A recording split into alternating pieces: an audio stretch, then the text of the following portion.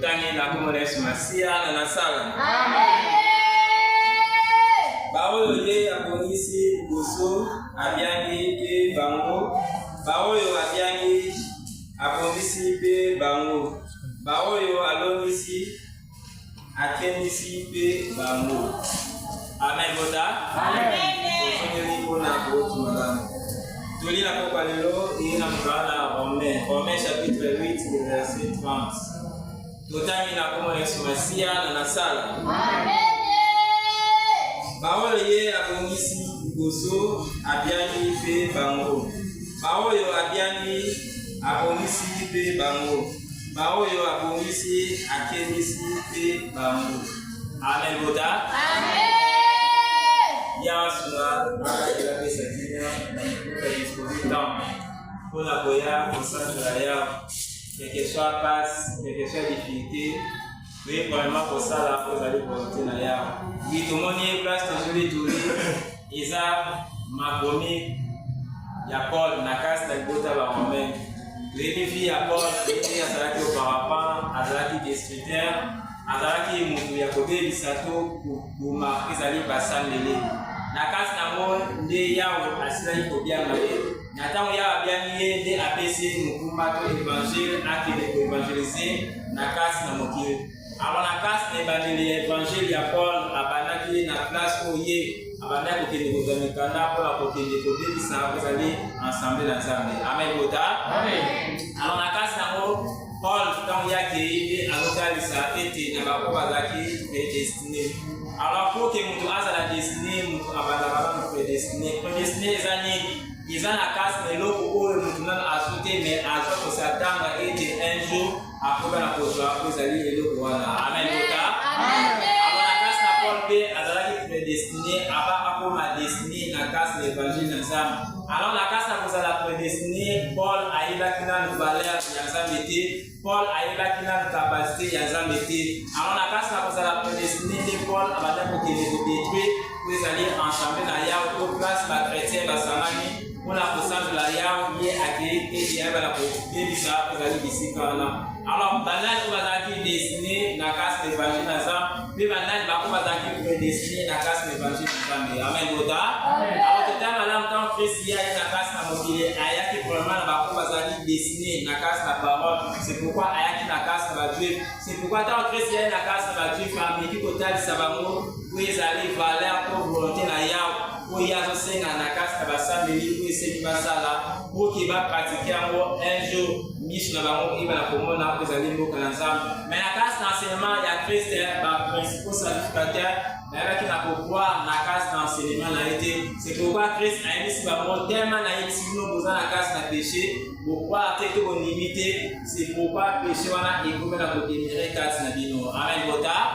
Et avec ça bango alors tant que na casse na makambo yo ya miamote na kulongola makambo na kotina na casse na libota ya musika abi na casse na libota na baye ngaite mais la casse na bango ete libota na ba kwa na koyamba kwizali makambo ngana na casse na bino. Amen bota. So tel malam la casse na mo ba bazaki destiné na casse l'évangile ya Christ izaki probablement ba Dieu na casse na ngala auto zaki prédestiné auto yebaki évangile côté ndete ko za destiné na casse na évangile wana à travers liloba oye na casse na mokili à travers l'homme de Dieu tant ya na casse l'évangile oyo ndete ko za destiné na casse na roi Messie. Amen bota. Alors la casse na mo de Christ a talisé apolon la parole apolon la peuple vous allez lointain après la casse na peuple wana bazal libouré na casse na mokili na casse na peuple wana na kobenga bango pour que Bible la kopousa la liboso na ngai pe na casse na kobenga bango ndi na kobenga la justifier bango à partir ya justification ndi mutu akobeni ezali gloire na Yahweh. Amen bota. Alors les Paul a talisé ba o Yahweh après oya nika kobenga bango auparavant na casse na bato wana tonga yoki appel na Nzambe c'est basi kopousa la pembe à partir ya kopousa la pembe ndi Yahweh asili ko justifier bango pe apesi bango ezali gloire na ye. Amen bota. Alors la casse na mo Paul a mis en terre ça va pas zaki prédestiné c'est la casse na ngalo to zaki prédestiné na casse na parole pour à travers appel autre qui a Christ to appel autre qui a Nzambe tant il y a des missions pourquoi parce que tous à la même conformité na aux années Christ. Amen. Parce que la casse n'a pas côté sa volonté à travers Christ. C'est la casse n'a pas pour croire dans l'évangile à travers Christ. Parce qu'on a pas à la même conformité na Christ. Pas tant pour la l'enlever au Christ enseigné. Pas tant pour la l'enlever à ces paroles de pas Christ pour qu'il va pratiquer même à la palper gloire au Christ à palper la casse n'a pas besoin Yahweh. Amen. Alors, on est celui qui appelle Yazam à travers le Yazam. C'est un temps qui appelle Wana qui va prédestiner à travers Yakoloka le Bawana. C'est un temps pour ça pour son Yahweh avec qui justifier biso à tel cas na biso ceux qui ont la capacité ya comporter message pour la casse na mokili. Ceux qui ont la capacité ya koluka pour garder parole pour être total ça na casse na ba ko bazali prédestiner pour qui même la kokoma destiné la casse na l'évangile. Amen. Alors, Amen. Alors, ça est fort, la casse na mosambeli aux alliés destinés, auparavant aux alliés prédestinés, mais à travers grâce au Yahweh a dit, à travers l'homme de Dieu, c'est que nous avons tous les alliés prédestinés, mais tout le monde les alliés destinés, la casse na l'évangile à travers l'homme de Dieu, pour que tout porter l'évangile, voilà, tout ça, la casse na surface de la mort, parce que la casse na est aussi déjà pour la justifier la casse na mission Yahweh. Alors la casse na justification au Yahweh, atali la casse na mission, c'est atali tous la capacité de comporter par rapport à la casse na mokili. Atali tous la capacité de koluka ko soutenir les alliés l'évangile pour que ekele na casse na mokili. Amen. Alors tant Yahweh a justifié atali la casse na la capacité. Alors la capacité au yosa na mo luka était au travailler la casse de l'évangile au Yahweh a tindi et par l'homme de Dieu travailler la casse de l'évangile non la casse de découragement mais travailler la casse de l'évangile voilà avec courage quelque chose passe quelque chose difficulté parce que Christ y est hasard destiné y est hasard guide y est avec l'acception de là c'est la casse na oye basala qui pas na ye même que la casse na mosambeli Satan va être au polika la casse d'étape il y a difficulté au polika la casse d'étape il y a douleur pourquoi parce que la casse la difficulté la douleur déjà a total la capacité il y a comimanayo déjà a total la capacité des ceux qui ont la capacité il y a pour supporter tout pour mima pour Christ animaki. Amen. Et même la casse na biso ndenge ya a justifié que c'est l'homme de Dieu atteint la casse na lui et a la capacité il y a comporter message pour la casse na mokimobimba parce que la casse na ya atteint été ceux qui appellent ces messages pour nous la casse na ya a possédé je t'ai dit balobi la casse na Isaïe 42 balobi la casse na serviteur au ya la poni quelque soit baini quelque soit batongi quelque soit balobi quelque soit mokili koloba la casse na ya a possédé je t'ai jusqu'à ce que après la établir les alliés justice na casse na mokili. Amen. Parce que tant il y a appelé ce message, tant il y a appelé cet évangile, appelé ce mot, on va prédestiner, tout va destiner la casse de l'évangile côté, pour le côté découragé, on va aller destiner la casse de l'évangile. Pourquoi? Parce que la casse, la grâce, pour gloire, pour y avoir appelé à travers l'homme de Dieu. Amen.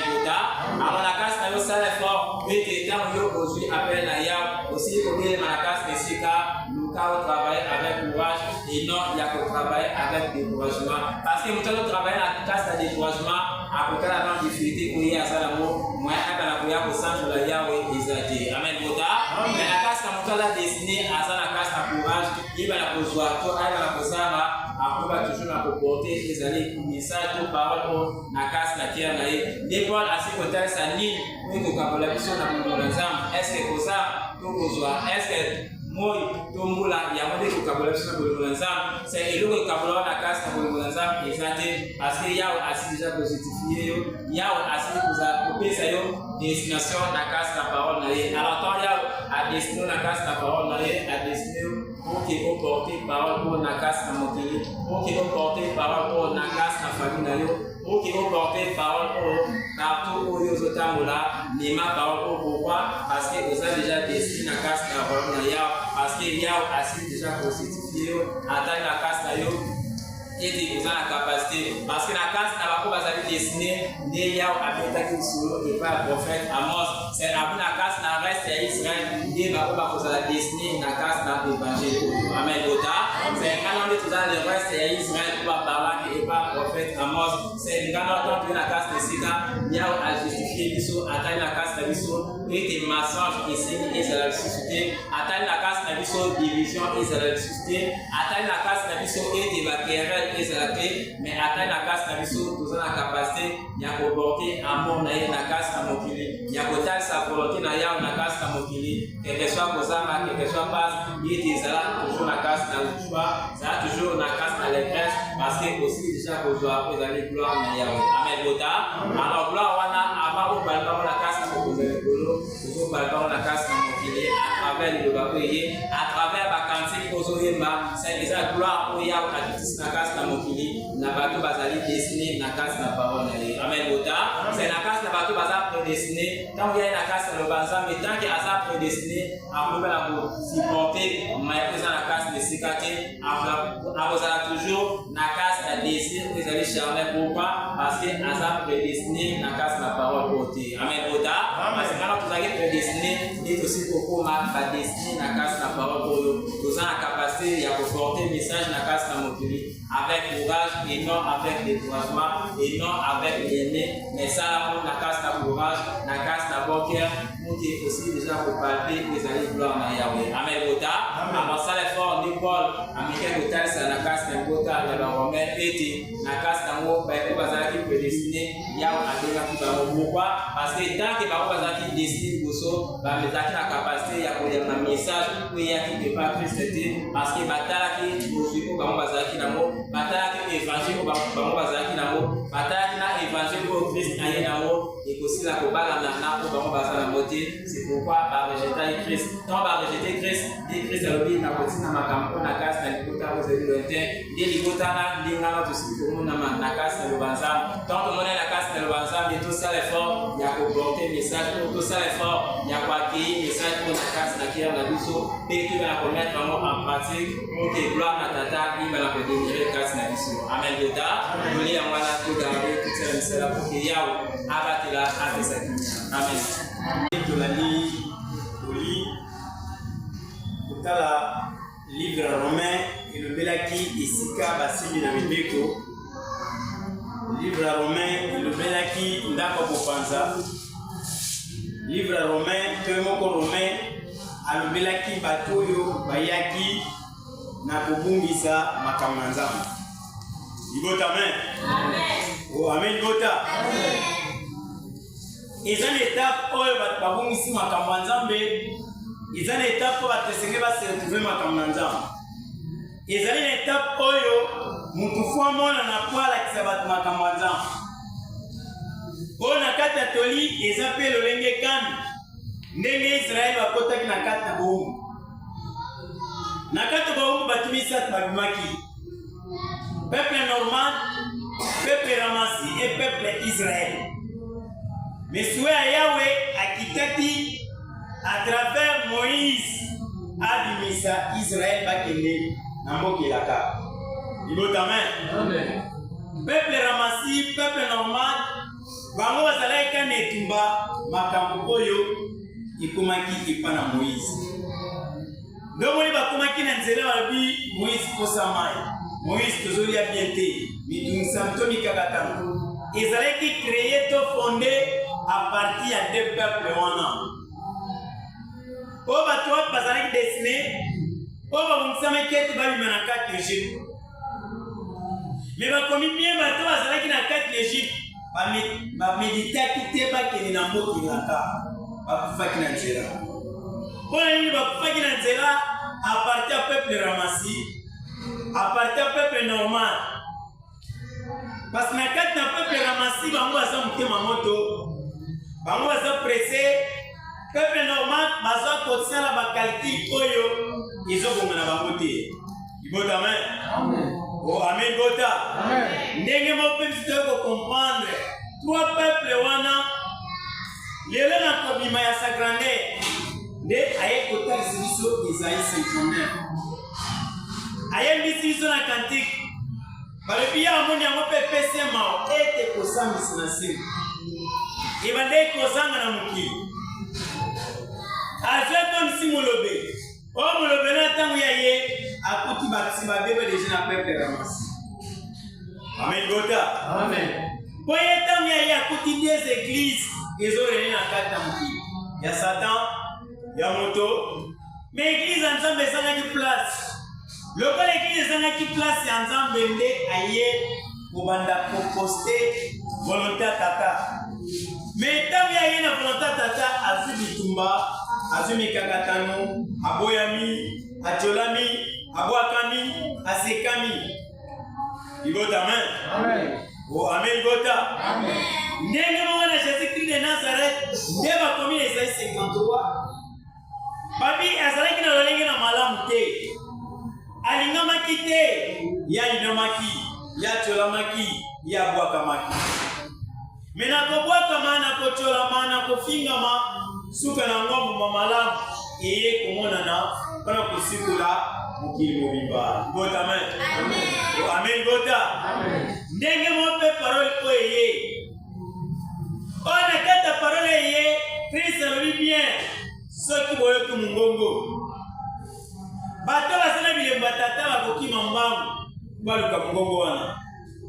Babi bakozalaka na etonga moko, bakozalaka na mobateli moko, mais forme na bango esengeli bazala prédestiné. Igota amen. Amen.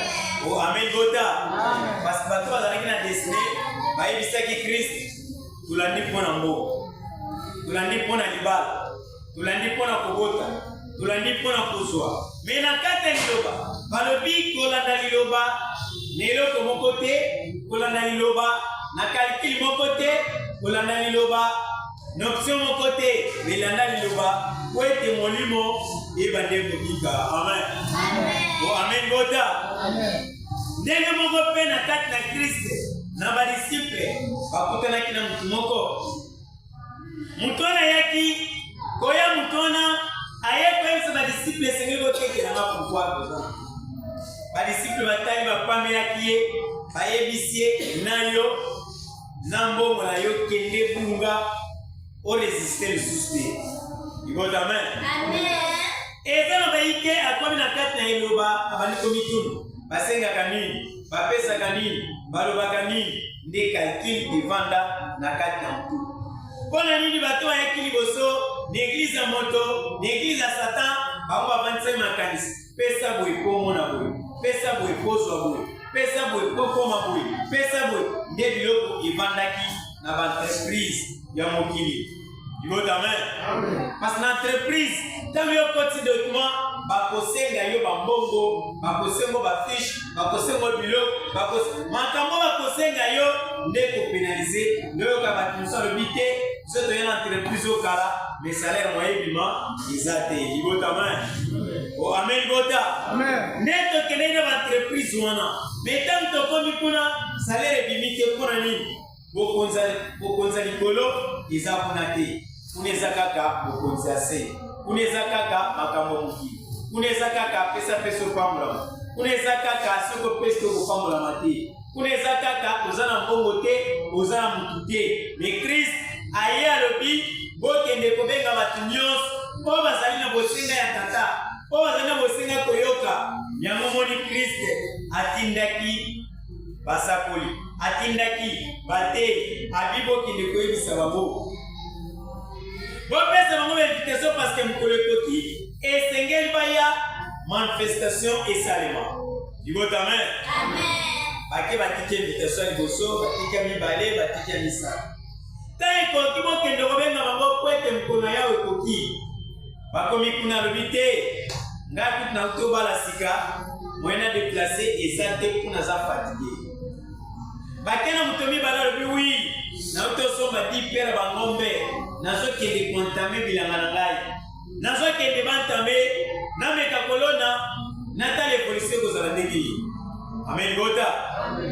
Bakena moto misato alobi te, ngaku naza na baproblème ebele kuna landela. Ntango bazongaki Christ de Nazareth ayebisi bango bokende bapoint bobima, babalabala bokende, bacarrefour abi na kati ya bacarrefour wana bobenga bato nyonso bazoleka. Adesinaki bato wana abi bakufi miso, bakoka, bababa, basimiwe, boyebisa bango ete elaka na Tata ekoki. bango ntango bayaki na destination nde omoni Kristo amekaki koprogere fi oyo alakisaki na kati ya bapona abi aye mpona bato babande komona miso ekufa bango libota amen yango moni bato wana bazalaka na destination nini kozokende kuna na liloba eske kuna eza boye eske kuna mariage ezali eske kuna mbongo ezali eske kuna veye ezali eske kuna basalaka jeune eske kuna retraite ezalaka amen bota bakozo kuna séminaire eza te kuna prière makasi eza te foya ana prière makasi prière makasi mutufa toto prière makasi mutufu molimo ekwela ye prière makasi bakata mutunzolo prière makasi mutufa sentir na ke église kwa lobela nzambe makambo ebele amen bota mais la destination na Yahweh ayabaki ete ye aza mutu akimia bato bakolukaka ye bakomi bien ivandelo na ye ekozala na nkembo mutu yango toye komona sa grandeur aye lelo nde aye mpe kotalisa biso bene bakantike oyo na kati ya bakantike wana na mokili okutango nulle part ni prophète, ni pasteur, ni évangéliste, ni docteur, ni apôtre. Akobetelo lisolo, ya trompette à likolo, akobetelo lisolo, ya cantique à likolo. Bango bakoye biso Yesu aza abu. Soki okomona ye, soki okotosa ye. Libota amen? Amen. Oh amen libota. Amen. Bango destination yaki, baye biso soki amoni, mwasi na zebi, ndia bandi kovanga sana.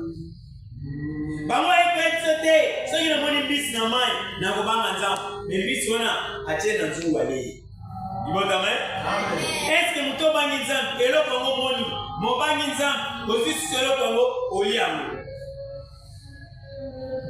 oyo na kati na bango bayebaki te bayebaki kolakisa ete na kati na mbisi azali ndako na yawe sale fort comprendre sosola landa liloba na bokeseli te amen bota amen landa liloba na duti te landa liloba na komirimire te landa liloba na kotalatala na nzela na mopanzi te parce que moto akendaka na nzela soki bazotala mopanzi akobunga nzela akokota na matiki sale fort comprendre bato bazalaki prédestiné bato oyo bayi komona ivanda na nzambe tata amen bota amen mpona polisi bakomi bien babi tala mwasi abongisami na libala oyo na kati ya mwasi oyo akembisami nde bayekoloba nini botalaka ivanda na nzambe tata na bato neleloti balobi nini ye akozala nzambe na bango bango bakozala bato na ye kino suka na ekeke amen bota amen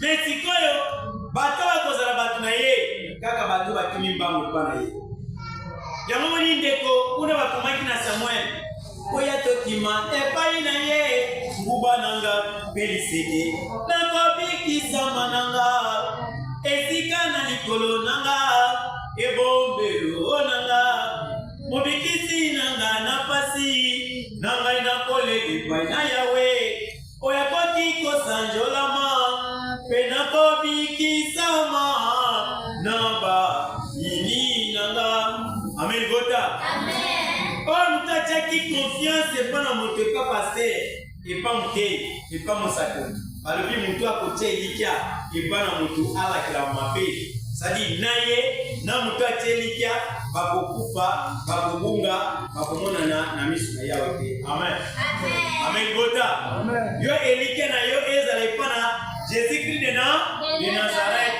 ce côté qui pas naie vous se retrouver dans mon suka parce que côté Elika n'est pas mon pied le va kobeto libaku au côté pe Elika n'est pas mon sakoli le va kobeto libaku le bila ndimakite ya kokai ko sala boy ya kokai ko loba boy ya mota mozo na liloba okipe fi ya batute mais conduite non ezala malamu libota amen Kolo batete ngana leka musunite nazana nga les te kale kambo ongisele ongisala ngai banda malamu naba kozala mutoba problème te uluka pe makamute mais ce que tambo ndenge zo seng ndoko zala mina yao amen bota amen mais ezate mutotiki bisime makamso zo sala ya mabe makambo zo sala ndeko kangelo nzela makambo zo sala ndeko gomelo nzela mingai na yo tozawana ona kutika mabe ona kosala malamu amen bota amen isina saliba izamu kufatika mabe bato bazalaki prédestiné nde toyekoyeba sainte nde toyekososola na préparation elamu boye na préparation milulu boye nyonso zonilengela ete motema na nga ekozala lolenge kani epa na yawe po ete nayeba koseretrouve na nzela ya molimo. Amen. Amen. Bota sala effort comprendre soso eloba landa liloba na bokesele te landa liloba na libaku te landa liloba na komikitisa te na kobanga yawe ya kosalela yo na nyonso okoluka epa na ye. Amen. Amen. Bota kolia mwana tosimba totia na misala po ete yawe asalela nyonso nazotokela mona. Amen. Amen. Écrit pour la plus sainte. C'est vrai que aussi ça va sans joli. Zozo mandavi, comme est protégé, et qui m'a payé. Il va aller aux alas. Quand il est texte, ma femme, c'est la molie, mon fou comme il bat là. Vous avez un mot. Quand on va sainte, vous avez un peu de kimia et il va aller aux alas. Tovandi bisika tozozala bavoisin batierement bakopendana ezala mingi te parce que sata bongisi makambo na ndenge na ye opesi na kimia mpesa kimia na mosuku na molimo tunayetomoni zala nzambo na liboli kuiti liboti bazala bana bayo na bolingo mpe na makana kosala liboti na nzoto kuna molimo bato batya matambeka na kopesa nzambo yao bolingo na likolo ebande koleta na yo tosekomo Amen. Amen. Amen.